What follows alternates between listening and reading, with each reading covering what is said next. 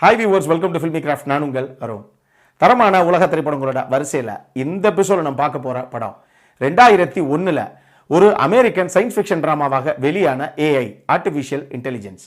இப்போ இந்த படத்துடைய ஒன்லைனர் என்ன அப்படின்னு நம்ம பார்த்தலாம்.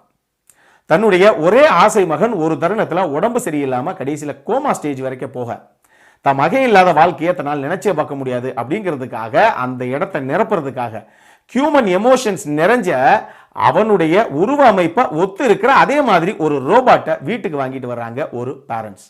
இதுக்கப்புறம் இவங்களுக்கும் சரி அந்த ரோபாட்டுக்கும் சரி என்ன நடந்தது, இதுதான் படத்துடைய ஒன்லைனர். இப்ப படத்துடைய டீடைல் ரிவ்யூக்கு போகலாம்.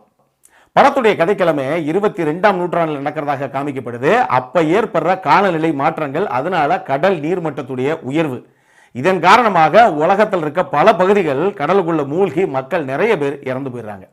இதுக்கப்புறம் இறந்து போன இந்த மக்கள் தன்னுடைய சகோதரியாக இருக்கலாம், தன்னுடைய குழந்தைகளாக இருக்கலாம், இந்த எல்லா விஷயங்களும் இந்த மாதிரி தனக்கு நெருக்கமான நபர்கள் இறந்து போறாங்கல்ல, இவங்களை திருப்பி நம்ம உயிர்ப்பிச்சு கொண்டு வரணும் அப்படின்னா அவங்கள மாதிரியே ரோபாட் செஞ்சுக்க முடியும் அப்படின்னு சொல்லி ஒரு சயின்டிஸ்ட் கண்டுபிடிக்கிறார். இவர் முதல்ல கண்டுபிடிக்கிற ரோபோட்ஸ் எல்லாம் என்ன அப்படின்னா, அது மனுஷங்க மாதிரியே இருக்கு, மனுஷங்க பண்ணக்கூடிய எல்லா வேலையும் பண்ணுது, அவ்வளவுதான் அதனுடைய ஃபங்க்ஷனாலிட்டி. ஆனா அடுத்த அப்கிரேடட் வெர்ஷனாக அடுத்த செட் ஆஃப் ரோபாட்ஸை பண்றாரு. இவர் பண்ண எல்லா ரோபாட்ஸுமே மெக்கா அப்படின்னு தான் அழைக்கப்படுது. இந்த ரெண்டாவது செட் ஆஃப் அப்கிரேடட் வெர்ஷன் இருக்குல்ல, இந்த ரோபாட்ஸுக்கு ஹியூமன் எமோஷன்ஸையும் சேர்த்து கொடுக்கிறார். மனுஷங்க அது மேல பாசத்தை வச்சாங்கன்னா அதுங்களும் திருப்பி அந்த பாசத்தை காமிக்கக்கூடிய வகையில அந்த ரோபோட்ஸ் எல்லாம் வடிவமைக்கப்படுது. ஆனா இவங்களுக்கு ஒரு மிகப்பெரிய சந்தேகம், இந்த ரோபாட்ஸை முதல்ல நம்ம செக் பண்ணணும். இது மனுஷங்க மேல பாசத்தை செலுத்தக்கூடிய ஒரு ரோபோட்டாக நம்ம வடிவமைச்சிருக்கோம். ஆனா இது கொடுக்குற அந்த பாசத்தை மனுஷங்க ஏத்துக்கல, அவங்களுக்கு இந்த ரோபோட்டை பிடிக்கலன்னு வச்சுக்கோங்களேன், இது திருப்பி வேற மாதிரி இதனுடைய குணாதிசயம் திரும்புமா அப்படிங்கிற சந்தேகம் இவங்களுக்கு இருக்கு. அதனால இதை டெஸ்ட் பண்ணாம செக்அப் பண்ணாம நம்ம வெளியே இதை சேல்ஸுக்கெல்லாம் விட முடியாது. அப்படிங்கிறனால ஒரு சரியான சந்தர்ப்பத்திற்காக இவங்க காத்திருக்காங்க. இதே நேரத்தில் ஒரு பேரண்ட்ஸ் ஒருத்தவங்க காமிக்கப்படுறாங்க, ஹென்றி, மோனிகா அப்படின்னு ரெண்டு பேர். இவங்க ரெண்டு பேருமே பணக்கார வீட்டை சேர்ந்த ஒரு கப்பல்ஸ். இவங்களுக்கு மார்டின் அப்படின்னு சொல்லி ஒரு பையன், ஒரு தருணத்துல அந்த பையன் ரொம்ப உடம்பு சரியில்லாம கடைசியாக கோமா ஸ்டேஜுக்கே போயிடுறான். ஆனா இந்த பையன் கோமா ஸ்டேஜ்ல இருந்து இயல்பு நிலைக்கு திருப்பி வர்றது ரொம்பவே கஷ்டம் அப்படிங்கிற ஒரு விஷயம் உங்களுக்கு தெரிய வரும் பொழுது தன் மகன் இல்லாத ஒரு வாழ்க்கையை தன்னால் நினைச்சே பார்க்க முடியல. அதனால தன் மகன் இல்லாத தருணத்திலேயாவது தன்னை ஈடுகட்டுற மாதிரி ஏதாவது ஒரு விஷயம் வேணும் அப்படின்னு அவங்க நினைச்சுக்கிட்டே இருக்காங்க. இதை கண்டுபிடிக்கிற அந்த டீம் யார், அந்த சயின்டிஸ்டுடைய டீம், இந்த நம்ம செஞ்ச இந்த அப்கிரேடட் வெர்ஷன் ரோபோட், ஒரு 11-12 வயசு பையன் மாதிரி ஒரு ரோபோட்டை ஒன்று பண்றாங்க. அந்த பையனை இந்த பையனுக்கு பதிலாக இந்த பணக்கார வீட்டுக்கு அனுப்பணும் அப்படின்னா இவங்களுக்கும் ஒரு கன்சோல் பண்ணிக்கிற மாதிரி ஒரு ஆளாச்சு. அதே நேரத்தில் நமக்கும் இந்த ரோபோட் எப்படி பிஹேவ் பண்ணுது, இது வேற ஏதாவது மாற்றி செய்யுதாங்கிற விஷயத்தையும் நம்மளால கண்டுபிடிச்சிக்க முடியும், நம்ம டெஸ்ட் பண்ணிக்க முடியும். அப்படிங்கிறதுக்காக ஹென்றி கிட்ட இந்த ரோபோட் தரப்படுது. ஹென்றி அதை வீட்டுக்கும் கூட்டிட்டு வர்றாரு. கூட்டிட்டு வந்து தன்னுடைய மனைவி கிட்ட ஒரு விஷயம் கிளியராக சொல்றாரு. மனைவிக்கு முதல்ல அந்த ரோபோட்டை பார்க்கும்போது மிகப்பெரிய ஆச்சரியம், தான் மகன் மாதிரியே கிட்டத்தட்ட உருவ அமைப்பை ஒத்த இருக்கிற இன்னொரு பையன் வீட்டில் வந்து நிற்கிறத அவங்களால நம்பவே முடியல. ஆனா அதுக்கப்புறம் தான் அது ஒரு ரோபோட்னு இவங்களுக்கு தெரியுது. ஆனா இவர் யாரு, ஹென்றி மோனிகா கிட்ட கிளியராக சொல்றாரு, இந்த ரோபோட்டை நமக்கு சும்மா டெஸ்டிங் பேசிஸ் தான் கொடுத்துருக்காங்க, இதுக்கு இம்ப்ரிண்ட் டெக்னாலஜின்னு சொல்லி ஒரு விஷயம் இருக்கு. அதாவது இந்த ரோபோட்டை ஒரு தடவை நீ இம்ப்ரிண்ட் பண்ணிட்ட அப்படின்னா இதுக்கு ஒரு பேர் உருவாயிடும். அதே நேரத்தில் அதுக்கப்புறம் நம்ம குடும்பத்தில் ஒருத்தரோட ஒருத்தராக ஆயிடும் இந்த ரோபோட். திருப்பி இதை நீ எதையுமே பண்ண முடியாது. இந்த ரோபோட் எனக்கு வேண்டாங்க அப்படின்னு ஏதாவது ஒரு சுச்சுவேஷன்ல நீ நினைச்ச அப்படின்னா இதை திருப்பி அந்த கம்பெனியில கொடுத்து அழிக்க மட்டும்தான் முடியுமே தவிர வேற எந்த விஷயம் உன்னால பண்ண முடியாது. அதனால நீ இம்ப்ரிண்ட் பண்றதாக இருந்தா 1க்கு 2 தடவை யோசிச்சுக்கோ அப்படின்னு சொல்றாரு அவருடைய மனைவி கிட்ட. அவர் மனைவி என்ன சொல்றாங்க அப்படின்னா, இல்லைங்க, என் மகனை தவிர வேற யாரையும் என்னால் ஏற்றுக்க முடியாது, இருக்கட்டும் பார்க்கலாம் அப்படின்னு சொல்ற அளவில் தான் அவங்களும் இருக்காங்க அந்த தருணத்தில். ஆனா இந்த ரோபோட் எந்த அளவுக்கு அழகாக நடந்துக்கிறது, எந்த அளவுக்கு சொன்ன விஷயங்கள்லாம் கேட்குது, எந்த அளவுக்கு அம்மா மேலேயே ஒரு பிரியமா இருக்கு அப்படிங்கிற விஷயத்தெல்லாம் வச்சு ஒரு கட்டத்தில் மனசு மாறுற மோனிகா இந்த ரோபோட்டை கடைசியாக இம்ப்ரிண்ட் பண்ணி அதை டேவிட் அப்படின்னு பேர் வச்சு தான் கூடையே வச்சுக்கிறாங்க. ஒரு பையன் இல்லாத குறையே தெரியாத அளவுக்கு அந்த அளவுக்கு பாசத்தை பொழியுது அது அவங்க அம்மா மேல. இப்படி இருக்கிற தருணத்துல ஒரு மெடிக்கல் மிராக்கிளாக கோமாவை விட்டு வெளியே வரவே மாட்டான் அப்படின்னு சொன்ன அந்த பையன் மார்டின் ஒரு தருணத்துல அந்த நோயிலிருந்து மீண்டு, கோமாலிருந்து மீண்டு வெளியே வர கடைசியாக அந்த பையனும் இந்த வீட்டில் வந்து சேர்றான்.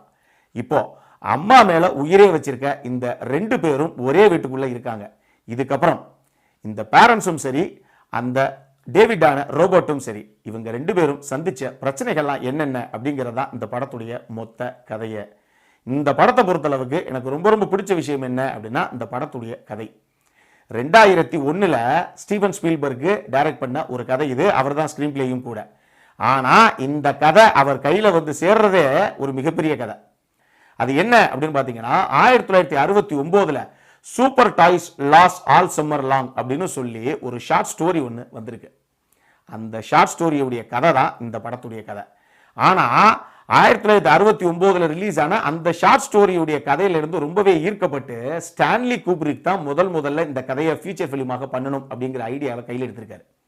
இதுக்காக பயங்கர புத்திசாலியாக மெத்த பிடிச்ச மேதாவிகளாக இருக்க பல ரைட்டர்ஸை ஒன்னா வச்சு ஒரு சின்ன ஷார்ட் ஸ்டோரி இதை ஒரு ஃபீச்சர் ஃபிலிம் அளவுக்கு ஒரு 2 மணி நேரம் 2.5 மணி நேரத்துக்கு டெவலப் பண்ணி சூப்பராக எடுத்துட்டு வாங்க அப்படின்னு சொல்லியிருக்காரு. ஆனா 1995 வரைக்கும் இந்த கதையை அவர் தான் படமாக பண்றதாக இருந்திருக்கு. அதுக்கப்புறம் ஸ்டான்லி கூப்ரிக் ஒரு பெரிய டவுட் ஒன்று வந்திருக்கு. இந்த கதையெல்லாம் ஓகே தான், ஆனா அந்த டேவிட் அப்படின்னு சொல்லி ஒரு ரோபோட் பாயை வந்து ஒரு கதாபாத்திரமாக சித்தரிக்கிறோம்ல இந்த கதையை, அன்னைக்கு இருந்த டெக்னாலஜியில இந்த பையன் அந்த அளவுக்கு தத்ரூபமாக நம்மளால ஸ்கிரீன்ல கொண்டு வர முடியுமாங்கிற ஒரு சந்தேகம் அவருக்கு இருந்திருக்கு. ஏன்னா அந்த கேரக்டர் ரொம்பவே வந்து ஒரு சோல்ஃபுல்லான ஒரு கேரக்டர், ஒரு க்ளோஸ் டு ஹார்ட்டான ஒரு கேரக்டர். படம் பார்க்கும்போது உங்களால் அதை உணர முடியும். அந்த அளவுக்கு அதை ஸ்கிரீன்ல கொண்டு வர முடியுமாங்கிற ஒரு சந்தேகம் அவருக்கு இருந்திருக்கு. இதுக்கு மேல கண்டிப்பாக நம்மளால பண்ண முடியாதுன்னு சொல்லி ஸ்டான்லி கூப்ரிக் 1995ல் இதை ஸ்டீஃபன் ஸ்பீல்பர்கிட்ட ஒப்படைச்சிருக்காரு. 1999ல் ஸ்டான்லி கூப்ரிக் இறந்து போயிட்டார். கடைசியாக அவர் இறந்த 2 வருஷம் கழிச்சு ஸ்டீஃபன் ஸ்பீல்பர்க் இதை படமாக எடுத்து 2001ல் இந்த படம் ரிலீஸ் ஆகியிருக்கு. இந்த படம் நான் சொன்ன மாதிரி அந்த ஒரு குறிப்பிட்ட கதாபாத்திரம், அந்த கதாபாத்திரத்துக்காகவே இந்த படம் அந்த அளவுக்கு பேசப்பட்டுச்சு. அதை நீங்க படம் பார்க்கும்போது உங்களுக்கு தெரியும். 2வது இந்த படத்தில் எனக்கு ரொம்ப ரொம்ப பிடிச்ச விஷயம், இப்ப நான் சொன்னனே அந்த ரோபோட் பாய் டேவிட் அப்படிங்கிற அந்த கதாபாத்திரம், அந்த கதாபாத்திரத்தை ஏற்று நடிச்ச ஹாலே ஜோயல் ஓஸ்மெண்ட் அவருடைய பர்ஃபார்மன்ஸ். இந்த படத்துல ஜூட் லாவும் ஒரு குறிப்பிட்ட கதாபாத்திரம் இன்னொரு ரோபோட்டாக அவர் பண்ணியிருப்பாரு. அவரும் செம சூப்பராக பண்ணியிருப்பாரு. அவருடைய நடை உடை பாவனைகள்லாம் வேற லெவல்ல இருக்கும். ஒரு அசால்ட்டாக ஒரு அலட்டலை எல்லாம் பண்ணியிருப்பாரு அந்த ரோலை. ஆனா ஹாலே ஜோயலுடைய அந்த ரோல் ரொம்ப குறிப்பிட்டு சொல்ல வேண்டிய ரோல். அதை நான் சொல்றதை விட நீங்க படம் பாருங்க, உங்களுக்கு அந்த ரோலுடைய இன்டென்சிட்டி தெரியும். அவ்வளவு சூப்பராக பண்ணியிருப்பாரு. இதுல ஒரு பெரிய சேலஞ்சிங்கான விஷயமா அவருக்கு என்ன இருந்தது அப்படின்னா, ஸ்டீஃபன் ஸ்பீல்பர்க் இந்த கதாபாத்திரத்தை இந்த பையன் தான் பண்ண போறான் அப்படிங்கிறத ஃபர்ஸ்ட் டைம் முதல்ல எடுத்த உடனே இவர் தான் டிசைட் பண்ணாராம். அதே மாதிரி இந்த பையன் படத்துல எந்த காரணத்தை கொண்டும் கண்ணே சிமிட்டக்கூடாதுங்கிற ஒரு விஷயம் அந்த பையனுக்கு இருந்ததா. அது ரொம்ப சேலஞ்சிங்காகவும் இருந்ததா அந்த பையனுக்கு. 3வது இந்த படத்தில் எனக்கு ரொம்ப ரொம்ப பிடிச்ச விஷயம் என்ன அப்படின்னா, இந்த படத்துடைய விஎஃப்எக்ஸும் சரி, இந்த படத்துடைய மியூசிக்கும் சரி, 2 டிபார்ட்மெண்ட்டுமே இவங்க 2 பேரும் எந்த அளவுக்கு இறங்கி கான்ட்ரிபியூட் பண்ணியிருக்காங்க அப்படிங்கிறதுக்கு எடுத்துக்காட்டாக தான் இந்த படம் அந்த வருஷத்துடைய ஆஸ்காருக்கு இந்த 2 கேட்டகரியிலுமே நாமினேட் ஆயிருக்கு. அடல்ட் கண்டென்ட் பொறுத்தளவுக்கு இந்த படத்துல எந்த விதமான அடல்ட் கண்டென்ட்டும் கிடையாது, ஒரு 1-2 கிசிங் சீனை தவிர. மற்றபடி நீங்க ஃபேமிலியோட பார்த்து தாராளமாக ரசிக்கலாம். இந்த படம் ஜியோ சினிமாஸ்லேயே உங்களுக்கு சப்டைட்டிலோட அவைலபிளாக இருக்கு, பார்த்து மகிழுங்கள். இந்த படம் யாருக்கெல்லாம் பிடிக்கும் அப்படின்னு கேட்டீங்கன்னா, யாருக்கெல்லாம் வித்தியாசமான ஒரு கதைக்களங்களோட ஒரு படம் பார்க்கணும் அப்படின்னு தோணுதோ அவங்களுக்கு இந்த படம் கண்டிப்பாக பிடிக்கிறதுக்கு நிறையவே வாய்ப்பு இருக்கு. இந்த படத்திற்கு ஃபில்மி கிராஃப்ட் கொடுக்கக்கூடிய ரேட்டிங் 7.25 அவுட் ஆஃப் 10. இப்போ நம்மளுடைய அடுத்த செக்மெண்டான இன்ட்ரெஸ்டிங் ஃபேக்ட்ஸ் அபௌட் தி மூவிக்கு போகலாம்.